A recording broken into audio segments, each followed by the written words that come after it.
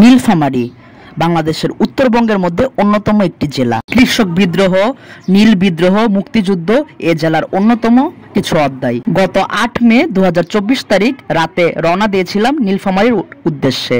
9 তারিখ ভোরে নীলফামারী পৌঁছে ঘুরে দেখি নীলফামারীর কয়েকটি দর্শনীয় স্থান। আমার বিশ্ববিদ্যালয়ের শিক্ষক ডক্টর সারোয়ার মোর্শেদ স্যারের সহযোগিতায় আমার এই নীলফামারী যাত্রা। এই ভিডিওতে আমি তুলে ধরার চেষ্টা করেছি নীলফামারী তথা বাংলাদেশ রেলওয়ের একটি গুরুত্বপূর্ণ স্থান সৈয়দপুর রেলওয়ে কারখানা ভ্রমণ গল্প। এখানে রয়েছে সৈয়দপুর রেলওয়ে জাদুঘর ও 1927 সালে তৈরি ব্রিটিশ রানী এলিজাবেথের ব্যবহৃত একটি রেলের কামরা। চলুন তাহলে ভিডিওটি শুরু করা যাক। আর যারা আমার চ্যানেলে নতুন অতিথি দয়া করে চ্যানেলটি সাবস্ক্রাইব করবেন এবং বেল আইকনটি প্রেস করে পাশে থাকবেন। সৈয়দপুর রেলওয়ে কারখানা নীলফামারী জেলার মধ্যে একটি গুরুত্বপূর্ণ স্থান। এটি বাংলাদেশ রেলওয়েরও একটি গুরুত্বপূর্ণ স্থান। 1880 সাল অর্থাৎ ব্রিটিশ আমলে এখানে এটি প্রতিষ্ঠিত হয়। সৈয়দপুর রেলওয়ে কারখানার ভিতরে প্রবেশ করতেই হাতের ডান দিকে চোখে পড়বে ট্রেনিং স্কুল। চলুন এই ট্রেনিং স্কুলের সম্পর্কে কিছু তথ্য মোর্শেদ স্যারের কাছ থেকে জেনে নেওয়া যাক। অষ্টদশ শতকে 1870 খ্রিস্টাব্দে এই কারখানা প্রতিস্থাপিত হওয়ার আগে এই এখানকার প্রত্যেকটা মানুষকে মিস্ত্রি বা শিক্ষানবিশ, ইঞ্জিনিয়ার, প্রকৌশলী কর্মী হিসাবে তৈরি করার জন্য এই ট্রেনিং স্কুলের গোড়াপত্তন করলো। এই স্কুলটাই হলো প্রথম দিচ্ছি এই স্কুলটাই প্রথম শিক্ষায়তন, প্রযুক্তিগত উৎকর্ষতার প্রযুক্তিগত শিক্ষার।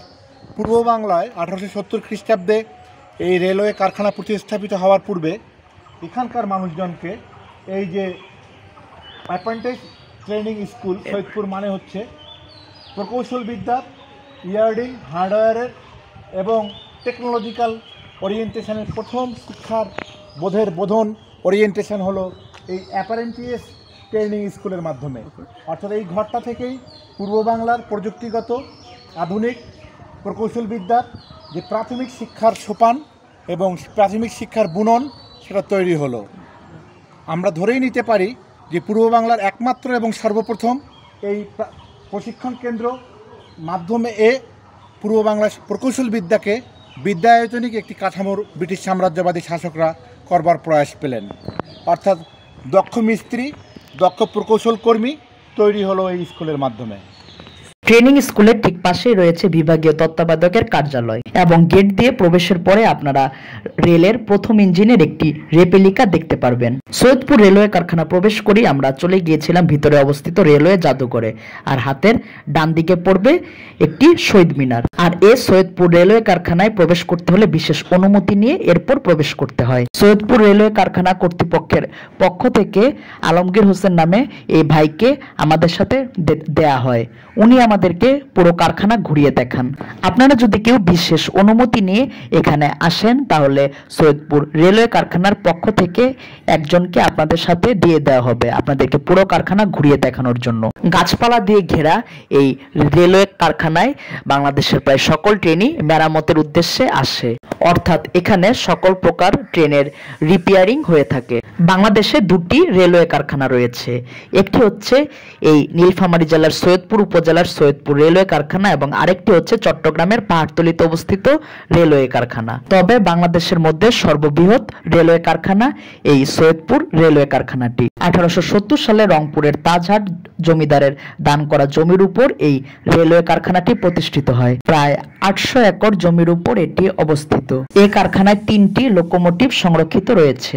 আমার সামনে যেই রেল লাইন আপনারা দেখতে পাচ্ছেন, এই রেল লাইন দিয়ে বিভিন্ন ট্রেন মেরামতের উদ্দেশ্যে এই কারখানায় প্রবেশ করে। এখানে 25টি শপ রয়েছে যেখানে বিভিন্ন মেরামতের কাজ করা হয়। সৈয়দপুর রেলওয়ে কারখানার মেইন গেট থেকে রেলওয়ে জাদুঘরে আমাদের পায়ে হেঁটে আসতে সময় লাগে 5 মিনিটের মতো। চলুন আমার শিক্ষক মোর্শেদ স্যারের কাছ থেকে এই সৈয়দপুর রেলওয়ে কারখানা জাদুঘর সম্পর্কে কিছু তথ্য জেনে নেওয়া যাক। বাংলাদেশ হবার অব্যবহিত অনেক আগে 1870 খ্রিস্টাব্দে আসাম বেঙ্গল রেলওয়ের এই প্রধানতম কারখানা প্রতিস্থাপিত হলো ব্রিটিশ সাম্রাজ্যবাদী শাসকরা আন্তঃযোগাযোগ পরিকাঠামো এবং উত্তরবঙ্গের সঙ্গে শহর কলকাতার যোগাযোগ প্রতিস্থাপন করবার জন্য, রেল যোগাযোগ স্থাপন করবার জন্য 1870 খ্রিস্টাব্দে যে কারখানা প্রতিস্থাপন করলো আসাম বেঙ্গল রেলওয়ের, তার নামাঙ্কিত রেলওয়ে এই কারখানাটাকে কেন্দ্র করে 2020 খ্রিস্টাব্দে বাংলাদেশের দুইটি রেলওয়ে কারখানার অন্যতম রেলওয়ে কারখানা জাদুঘর যেটা চট্টগ্রামের পাহাড়তলিতে আছে, আর একটা বাংলাদেশের নীলফামারী জেলার সৈয়দপুরে আছে। সেই রেলওয়ে জাদুঘরের শিলান্যাস করা হয় 29শে আগস্ট 2020 খ্রিস্টাব্দে, এবং সেই শিলান্যাসের যে প্রারম্ভিক পর্ব আমরা এখানে দেখতে পাচ্ছি। এবং এই শিলান্যাসের যে মার্বেল প্রস্তর, তার মাধ্যমে এই জাদুঘরের ইভলিউশন প্রসেসটাকে আমরা এখানে ডকুমেন্টেশন এবং এখানে আর্টিফ্যাক্টসগুলোকে দেখবার একটি প্রয়াস পাচ্ছি। আমরা এখন সৈয়দপুর রেলওয়ে কারখানা জাদুঘরে সংরক্ষিত আর্কিওলজিক্যাল যে আর্টিফ্যাক্টস অর্থাৎ অ্যান্টিকুইটিস যে প্রপার্টিসগুলো আছে তার যে নামাঙ্কিত তালিকা, তার সামনে দাঁড়িয়ে আছি। এখানে আমাদের সামনে ক্রমিক ধারা অনুযায়ী মোট 1 থেকে 60টি অর্থাৎ 1 to 60 আর্কিওলজিক্যাল আর্টিফ্যাক্টস এখানে উপস্থিত আছে, যে আর্কিওলজিক্যাল আর্টিফ্যাক্টসের মাধ্যমে এই জাদুঘরের নামাঙ্কিত নমুনা সামগ্রিক উপস্থাপনা সমন্বিত আকারে এখানে পরিবেশিত হয়েছে। এই আর্কিওলজিক্যাল আর্টিফ্যাক্টস বা অ্যান্টিকুইটিস প্রপার্টিসগুলো এই জাদুঘরের প্রধানতম আকর্ষণ। এই রেলওয়ে কারখানার ভিতরে অনেক জিনিস সংরক্ষিত আছে। আপনারা দেখতে পাচ্ছেন এখানে আছে কাঠের তৈরি একটি ঘন্টা, যা এখানে সংরক্ষিত অবস্থায় আছে। আরও আছে ইস্ট বেঙ্গল রেলওয়ের একটি মনোগ্রাম। এর পাশে রয়েছে পাকিস্তান ইস্ট বেঙ্গল রেলওয়ের মনোগ্রাম। এখানে আরও রয়েছে পাকিস্তান এবং ব্রিটিশ আমলে ব্যবহৃত টেলিফোন সহ রেলের বিভিন্ন যন্ত্রাংশ, যা এই উপমহাদেশের রেলওয়ের ইতিহাসকে জানতে সহযোগিতা করে। সামনে যে চাকাগুলো আপনারা দেখতে পাচ্ছেন, এই চাকাগুলো মূলত পরিবহনের কাজে ব্যবহৃত হতো, এবং এই চাকাগুলো দিয়ে তাদেরকে পরিবহন করা হতো যারা এই রেলওয়ে কারখানার ঊর্ধ্বতন কর্মকর্তা, আর ওদেরকে ঠেলে তারপর এখানে নিয়ে আসা হতো। অর্থাৎ এই চাকাগুলো ঠেলতে 4 থেকে 5 জনের মতো মানুষের প্রয়োজন হতো। এবং এই চাকাগুলোর পাশে রয়েছে তৎকালীন আমলে রেলে ব্যবহৃত বেসিন। আপনারা দেখতে পাচ্ছেন আমার সামনে রয়েছে সেই বেসিনটি, যেটি আসলে ব্রিটিশ আমলে এবং পাকিস্তান আমলে রেলে ব্যবহৃত হয়েছে। এখানে একটি রেলের কোচ মডেলও রাখা আছে, এবং রেলের কোচ মডেলের পাশে রাখা আছে কাঠের মডেলের ট্রলি, অর্থাৎ এরকম ট্রলি দিয়ে তৎকালীন আমলে মালামাল আনা নেওয়া করা হতো। এবং এর পাশে রয়েছে স্প্রিংকলার ফায়ার ফাইটিং সিস্টেমের একটি ডায়াগ্রাম। এখানে আরও রয়েছে তৎকালীন আমলে ব্যবহৃত একটি বাথটাব, যেটি তৎকালীন আমলে বিলাসবহুল ট্রেনে ব্যবহৃত হতো বলে জানা যায়। সৈয়দপুর রেলওয়ে কারখানা জাদুঘরে রেলওয়ের অনেক পুরাতন যন্ত্রাংশ রয়েছে, যেগুলো দেখলে এই উপমহাদেশের রেলওয়ের ইতিহাস ভালোভাবে বোঝা যায়। কিন্তু এই রেলওয়ে জাদুঘরে বিশেষ অনুমতি নিয়ে এরপর প্রবেশ করতে হয়। কিন্তু এই রেলওয়ে জাদুঘর এবং ব্রিটিশ রানীর ব্যবহৃত প্রেসিডেন্ট সেলুন যদি জনসাধারণের জন্য উন্মুক্ত করা হয়, তাহলে জনসাধারণ খুব সহজেই এগুলোর ইতিহাস খুব ভালোভাবে জানতে পারবে। আমার সামনে যে ট্রেনটি আপনারা দেখতে পাচ্ছেন, এটি একটি মালবাহী ট্রেন, এবং এই ট্রেনটি সম্ভবত এখানে রিপেয়ারে এসেছে। শুধু এই ট্রেনই না, যে ট্রেনের যান্ত্রিক ত্রুটি দেখা দেয় সেই ট্রেনই এখানে রিপেয়ারের জন্য ছুটে আসে। রেলের কারখানায় 2টা সেকশন মূলত, একটা হচ্ছে রিপেয়ারিং সেকশন আর একটা হচ্ছে প্রোডাকশন সেকশন। ঠিক আছে, রিপেয়ারিং সেকশনের মধ্যে যে কাজগুলো করা হয়, মিটার গেজ এবং ব্রড গেজ গাড়িগুলো যেগুলো আছে তাদের বিভিন্ন রিপেয়ারিং কাজ করা হয়। আর কিছু স্পেয়ার টুলস আছে, সেটা প্রোডাকশন সাইটে সেগুলো স্পেয়ার টুলস উৎপাদন করা হয়। এই 2টা সেকশন মিলেই মূলত এই সৈয়দপুর রেলওয়ে কারখানা সৈয়দপুর রেলওয়ে কারখানার ভিতর অবস্থিত সৈয়দপুর রেলওয়ে জাদুঘর ঘোরা শেষ করে আমরা চলে গিয়েছিলাম সৈয়দপুর রেলওয়ে কারখানার ভিতর সংরক্ষিত ব্রিটিশ রানী এলিজাবেথের ব্যবহৃত একটি কামরা, যেটি বর্তমানে প্রেসিডেন্ট সেলুন নামে পরিচিত। যেমনটা বলছিলাম, এই সৈয়দপুর রেলওয়ে কারখানার ভিতর অবস্থিত রেলওয়ে জাদুঘর ও ব্রিটিশ রানী এলিজাবেথের ব্যবহৃত প্রেসিডেন্ট সেলুন যদি জনসাধারণের জন্য উন্মুক্ত করে দেওয়া হয়, তাহলে এদেশের জনগণ খুব কাছ থেকে এই উপমহাদেশের রেলওয়ে ইতিহাস সম্পর্কে জানতে পারবে। এটি নীলফামারী জেলার অন্যতম একটি পর্যটন কেন্দ্র হয়ে যেতে পারে। অন্ততপক্ষে টিকিট সিস্টেমের মাধ্যমে হলেও এটি জনসাধারণের জন্য উন্মুক্ত করে দেওয়া জরুরি বলে আমি মনে করি। আপনারা দেখতে পাচ্ছেন সামনে পড়ে আছে অসংখ্য পুরাতন চাকা। এই চাকাগুলো একসময় রেলে ব্যবহৃত হতো। আমার সামনে যে ক্যারেজ শপটি আপনারা দেখতে পাচ্ছেন, এই ক্যারেজ শপের ভিতরেই সংরক্ষিত আছে প্রেসিডেন্ট সেলুন। ক্যারেজ শপ থেকে দ্বিতীয় দফায় অনুমতি নিয়ে আমরা চলে গিয়েছিলাম ব্রিটিশ রানী এলিজাবেথের ব্যবহৃত প্রেসিডেন্ট সেলুনের উদ্দেশ্যে। ক্যারেজ শপের ভিতর দেখতে পাই ট্রেনের অনেক বগির মেরামত কাজ চলছে এবং ঐতিহ্যবাহী প্রেসিডেন্ট সেলুনের বাইরেও একটি ট্রেনের বগির মেরামত কাজ আমরা লক্ষ্য করি। বর্তমানে প্রেসিডেন্ট সেলুনের ভিতর প্রবেশ করতে হলে এরকম সিঁড়ি দিয়ে এরপর ভিতরে প্রবেশ করতে হয়। আর প্রেসিডেন্ট সেলুনের ভিতর প্রবেশ করেই গেটের বাঁ পাশে এর সংক্ষিপ্ত ইতিহাস লেখা আছে। গেট দিয়ে প্রবেশ করে হাতের বাঁ দিকে চোখে পড়বে ছোট্ট একটি রান্নাঘর, আর রান্নাঘরে রয়েছে তৎকালীন আমলের ফ্রিজ। ব্রিটিশ রানী এলিজাবেথ যখন এই কামরায় ভ্রমণরত অবস্থায় ছিলেন তখন ওনার জন্য এই রান্নাঘরেই রান্না করা হতো। রান্নাঘরটির কল সহ বেসিন সবকিছুই আগের মতোই রয়েছে। রান্নাঘরটির পাশে পার্টিশন দিয়ে আলাদাভাবে একটি ঘর করা হয়েছে এবং ও ঘরটি সম্ভবত ছিল সিকিউরিটি গার্ডদের রুম, আর ওখানে সর্বমোট 4 জন থাকতে পারতেন, উপরে 2 জন এবং নিচে 2 জন, আপনারা হয়তো দেখতে পাচ্ছেন। দেশভাগের পর ব্রিটিশ সরকার পাকিস্তান সরকারকে এই প্রেসিডেন্ট সেলুন উপহার হিসাবে দিয়ে যায়, আর ব্রিটিশ রানী এলিজাবেথের ভারতবর্ষ ভ্রমণের জন্য এই সেলুন কোচটি 1927 সালে নির্মাণ করা হয়। নিরাপত্তা কর্মীদের রুমের পাশেই রয়েছে বিশাল বড় একটি কনফারেন্স রুম। ভ্রমণ চলাকালে বিভিন্ন গুরুত্বপূর্ণ মিটিং সহ বেশ কিছু কর্মকাণ্ড এই কনফারেন্স রুমে সম্পূর্ণ করা হতো। বড় 2টি সোফা রাখা হয়েছে এই কনফারেন্স রুমে, আর এটি মূলত আলমারি বা ওয়ার্ড্রপ হিসেবে ব্যবহৃত হতো। এখানে বিভিন্ন গুরুত্বপূর্ণ ফাইল বা জিনিসপত্র রাখা হতো। আজও কালের সাক্ষী হয়ে এখানে এগুলো রয়েছে। আর এটি হচ্ছে তখনকার আমলের ফ্যানের রেগুলেটর। এগুলো সম্পূর্ণই কাঠের তৈরি। উপরে আপনারা যেই ফ্যান দেখতে পাচ্ছেন সেই ফ্যানও তৎকালীন সময়ে তৈরি, কিন্তু অবাক করা বিষয় হচ্ছে সেই ফ্যানগুলো এখনো চলছে এবং বাতাসও যথেষ্ট পরিমাণ ভালো। এখানে এসিও রয়েছে। আসলে 1927 সালে তৈরি এই সেলুনে এত কিছু থাকবে তা আসলে সত্যি অবাক করার বিষয়। এবং কনফারেন্স রুমে একটি আয়নাও রয়েছে, আপনারা দেখতে পাচ্ছেন, আর আয়নার নিচে রয়েছে সোফা। এই সোফায় বসেই ব্রিটিশ রানী এলিজাবেথ বিভিন্ন কর্মকাণ্ড সম্পূর্ণ করতেন।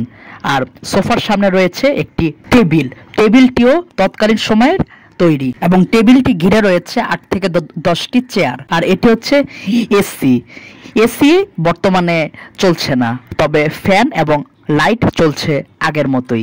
কনফারেন্স রুমের পাশে রয়েছে একটি কক্ষ এবং এই কক্ষটি হলো বিশ্রামের কক্ষ। এখানে 2টি খাটও রয়েছে, খাটগুলিও তৎকালীন সময়ের। খাটের পাশে রয়েছে একটি ড্রেসিং টেবিল ও আয়না। এই খাটেই শুয়েছিল ব্রিটিশ রানী এলিজাবেথ। বিষয়টা কতটা ঐতিহাসিক! খাট, লাইট, ফ্যান, এসি সবকিছুই আগের মতোই রয়েছে। আর ব্রিটিশ রানী এলিজাবেথের বেডরুমের ঠিক উপরেই রয়েছে তৎকালীন আমলের এসি। আর যেমনটা বলছিলাম, এসি এখন কাজ করছে না, তবে ফ্যান আর লাইট কিন্তু আগের মতোই কাজ করছে। খাটের পাশে রয়েছে তৎকালীন আমলের ফ্যানের রেগুলেটর ও সুইচ, আপনারা দেখতে পাচ্ছেন। এই প্রেসিডেন্ট সেলুনের কোচ নাম্বার 1265। এই বেডরুমটি ব্রিটিশ রানী এলিজাবেথের একান্ত ব্যবহারের জন্য তৈরি করা হয়েছে। আর এখানে রয়েছে 3টি ফ্যান ও একটি এসি, আর পুরো কামরাটি কিন্তু কাঠ দিয়ে সুসজ্জিত। বেডরুমের পাশে রয়েছে আরো একটি কক্ষ, সম্ভবত এ কক্ষটিও রানীর কোনো নিরাপত্তা রক্ষীর কক্ষ। এবং ও কক্ষে প্রবেশ করতেই হাতের ডান দিকে চোখে পড়ে একটি বেসিন এবং বাঁ দিকে চোখে পড়ে একটি খাট, বেসিন এবং দেওয়াল সবকিছুই আগের মতোই রয়েছে। ও রুমের পাশে রয়েছে একটি বাথরুম এবং বাথরুমে রয়েছে একটি বাথটব ও বেসিন। আর বাথরুমটির দেওয়ালে উন্নত মানের অসংখ্য ছোট ছোট টাইলস দিয়ে ডেকোরেশন করা হয়েছে। আর বাথরুমের দরজার পিছনে রয়েছে একটি টয়লেট। আর আপনারা দেখতে পাচ্ছেন এটি হচ্ছে বাথরুমের জানালা, এখনো কি পরিষ্কার অবস্থায় আছে। আর বাথরুমের ঠিক উপরে আছে একটি ফ্যান। আপনারা দেখতে পাচ্ছেন ফ্যানটি এখনো কিন্তু সচল অবস্থায় চলছে। শুধু এই ফ্যানই না, যেমনটা বলছিলাম এই কামরায় ব্যবহৃত সকল ফ্যানই বর্তমানে চলছে। আর এটি হচ্ছে টয়লেটটি দরজার ঠিক পিছনেই অবস্থিত, যেমনটা বলছিলাম। আসলে এই পুরো কামরাকে যদি একটা 5 তারকা হোটেলের সাথে তুলনা করা হয় তাও হয়তো খুব একটা ভুল হবে না। তখনকার আমলে একটা ট্রেনের বগিতে যে এত কিছু করা সম্ভব তা হয়তো এখানে না আসলে বুঝতাম না। আর বাথরুমের পাশে আরো একটি কক্ষ রয়েছে। এই কক্ষটিও সম্ভবত রানীর কোনো নিরাপত্তা রক্ষীর কক্ষ। আপনারা দেখতে পাচ্ছেন এই কক্ষের কাঠের কিছু অংশ নষ্ট হয়ে গেছে, কিন্তু আর বাকি কাঠের অংশগুলো আগের মতোই রয়েছে। আর এটি হচ্ছে তৎকালীন সময়ে ফ্যানের রেগুলেটর।